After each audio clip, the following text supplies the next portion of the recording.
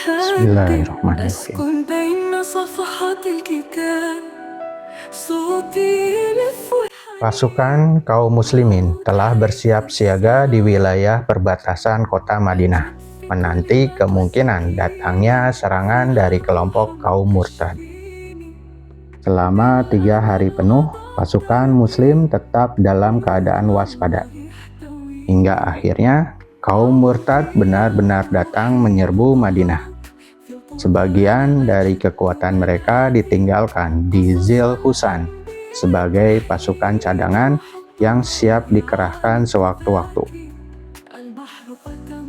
Para penjaga perbatasan dari pihak muslim segera mengabarkan kepada Abu Bakar tentang kedatangan musuh.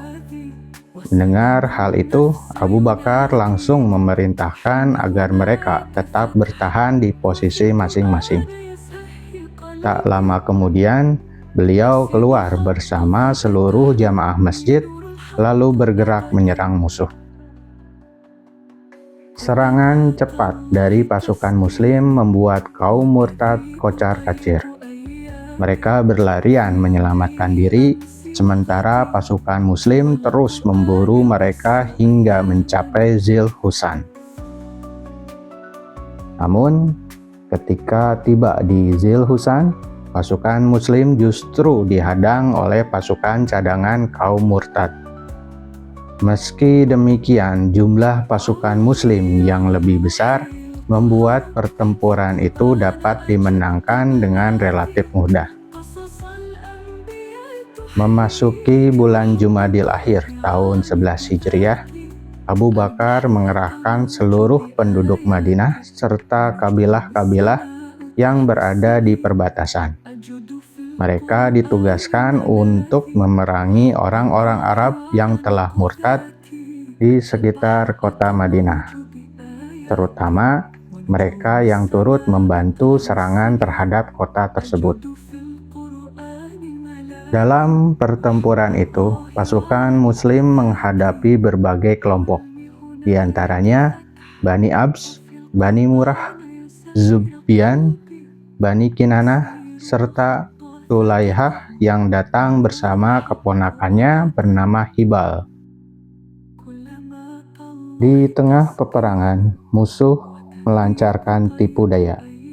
Mereka meniupkan suara menyerupai seruling dari atas gunung yang membuat unta-unta milik kaum muslimin panik dan berlarian. Kekacauan ini memaksa pasukan muslim untuk kembali ke Madinah. Peristiwa tersebut membuat musuh menyangka bahwa pasukan muslim mundur karena telah lemah dan gentar menghadapi mereka. Kaum murtad pun segera mengirim utusan ke berbagai kabilah untuk memperbesar kekuatan pasukan mereka. Sementara itu, Abu Bakar terus memberikan arahan dan semangat kepada kaum muslim di Madinah. Hingga pada penghujung malam, beliau keluar bersama seluruh pasukan untuk melancarkan serangan. Di sayap kanan, pasukan muslim dipimpin oleh An-Nu'man bin Muqarrin radhiyallahu anhu, salah seorang sahabat Nabi dari kalangan Ansor yang memeluk Islam setelah perang Uhud.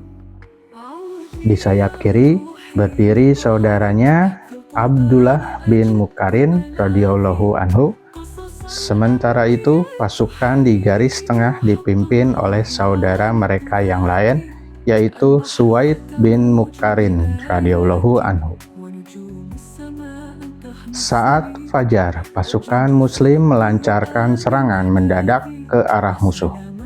Serangan yang tidak terduga itu membuat barisan musuh tercerai-berai. Mereka melarikan diri sambil dihujani anak panah dari belakang oleh pasukan muslim. Pengejaran terus dilakukan hingga mencapai Zil Kishah. Dalam pertempuran tersebut, Hibal berhasil dibunuh oleh pasukan muslim. Inilah titik awal kemenangan bagi kaum muslim.